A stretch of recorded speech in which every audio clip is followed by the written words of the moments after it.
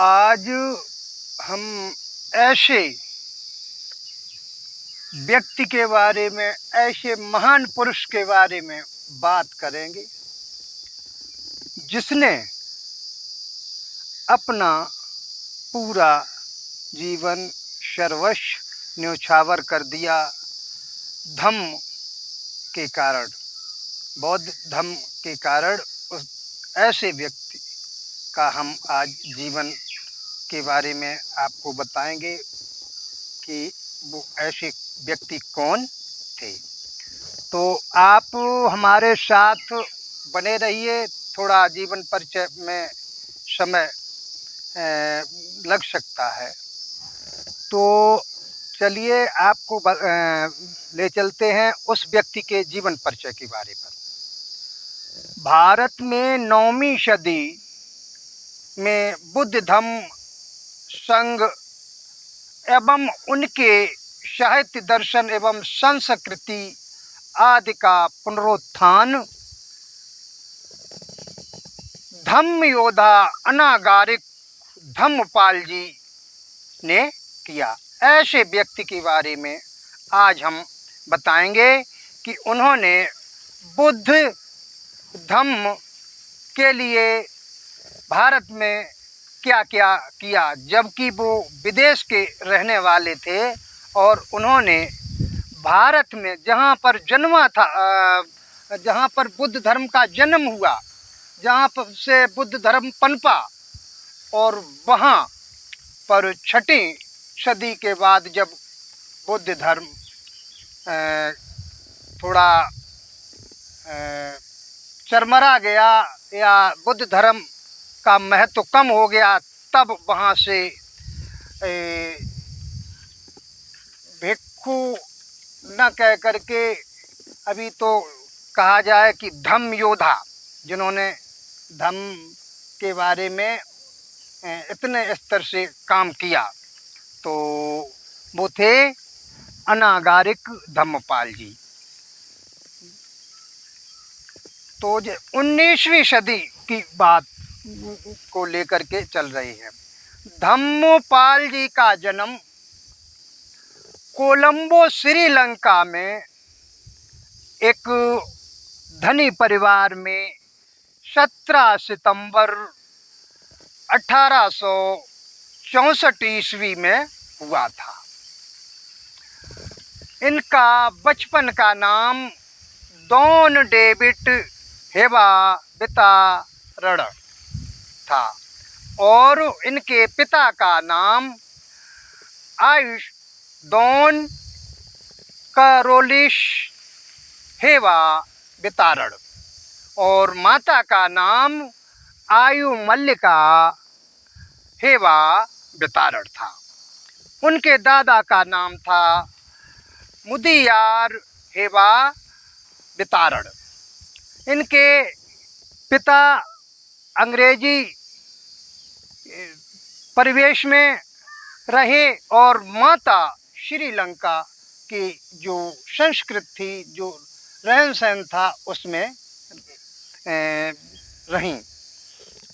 उस समय श्रीलंका में ईसाई संस्कृति का जोर बढ़ रहा था और उनको अंग्रेजी मिशनरी स्कूल में प्राइमरी शिक्षा के लिए भर्ती कराया। वे विद्यावान एवं तेज बुद्धि के होने के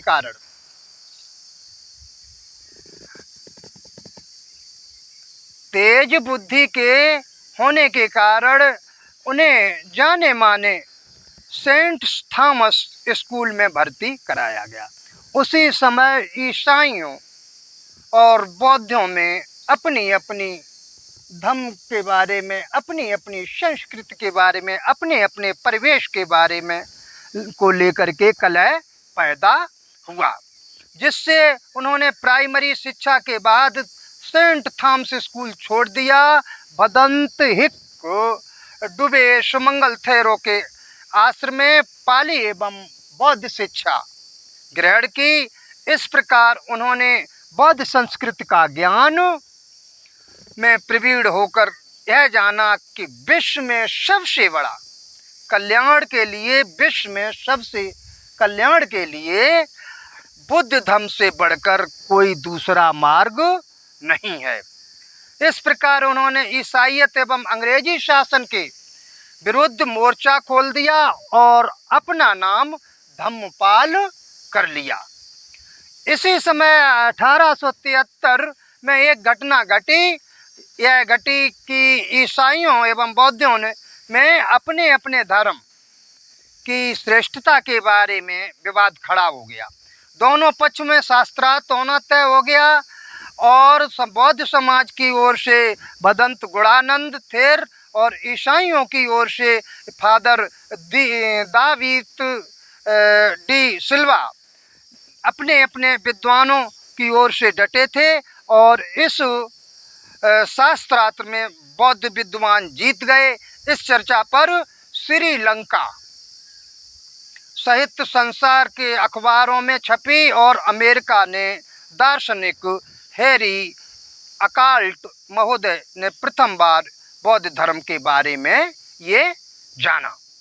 उन्होंने 1884 में शिक्षा विभाग के लिपिक पद पर की सेवा में और सिंघली जनता मतलब श्रीलंका की जनता की सेवा आज़ादी के लिए नौकरी छोड़ दी और अपना शेष जीवन सिंघली समाज को आज़ाद के लिए समर्पित कर दिया। उन्होंने प्रचार वाहन तैयार करा करके गांव-गांव जाकर के अंग्रेजी शासन को उखाड़ फेंकने के लिए सिंघली समाज को जागृत किया और अंग्रेजी वस्तुओं पर और ईसाइयों मशीनरियों शिक्षा का बहिष्कार किया।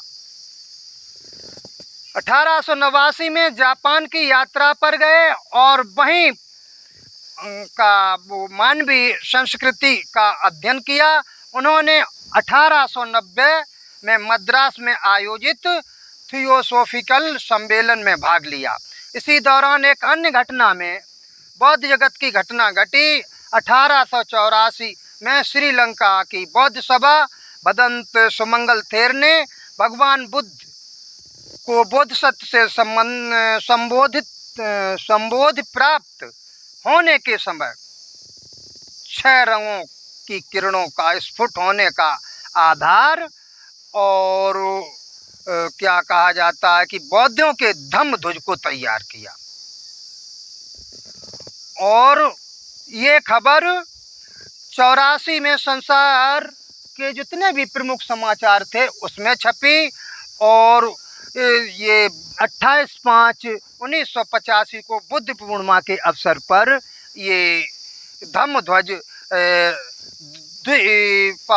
दुरंताराम बुद्ध विहार कोटा होना श्रीलंका में भदंत मिंगू तुबेंत गुणानंद थेरो द्वारा फहराया गया। तो बौद्ध सभा में बताया कि यह धर्म मूलतः भारत से आया था। भगवान बुद्ध द्वारा 6ठी ईस्वी पूर्व भारत में संस्थापित किया गया था और सम्राट अशोक के पुत्र महेंद्र श्रीलंका में लाए थे। इससे अधिक जानकारी के लिए अगर आपको जानना है तो ऐसी सहमत बनने पर श्रीलंका बौद्ध सभा ने अनागारिक धम्मपाल जी को भारत जाने के लिए प्रेरित किया और धम्मपाल जी और कोलोनल स्टील हेनरी ये दोनों लोग भारत की बौद्ध संपदा की दयनीय दशा देख करके भारत आए और धम्मपाल जी भारत में बौद्ध धर्म के उत्थान के लिए आजीवन संलग्न होकर के भारतवासी होकर रह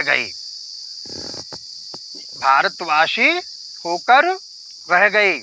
श्रीलंका के बौद्ध स्थलों के पुनरुत्थान के कार्य कर रहे थे और वे 20/1/1890 को सारनाथ आए और भारतीय धार्मिक स्थान की दयनीय स्थिति देखकर रो पड़े धम्मपाल जी रो पड़े। इसके बाद वो बोध गया गए और इसकी भी दयनीय दशा देखकर भारत के बौद्ध स्थलों के पुनरुत्थान का संकल्प लिया और वे भारत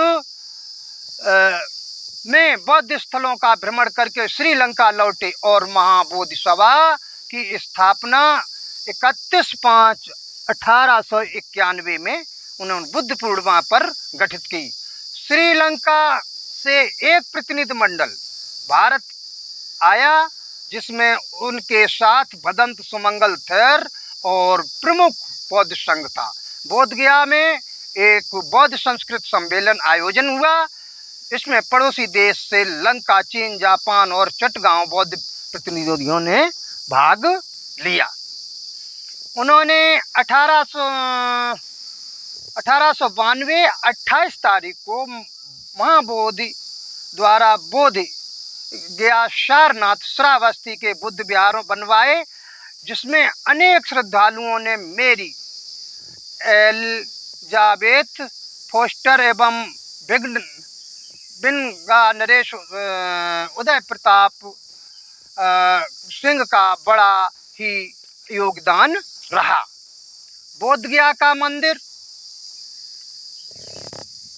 और बौद्धों को मिलना चाहिए था, इस आशय पर सरकार से उन्होंने मुकदमा डाला और परंतु परिस्थिति अनुकूल न होने के कारण इसे शैव महंतों के हाथों में दे दिया और उसे मुक्त नहीं किया गया। इसके लिए गांधी जी को भी एक पत्र लिखा गया, लेकिन गांधी जी ने भी उस पर कोई अमल नहीं किया।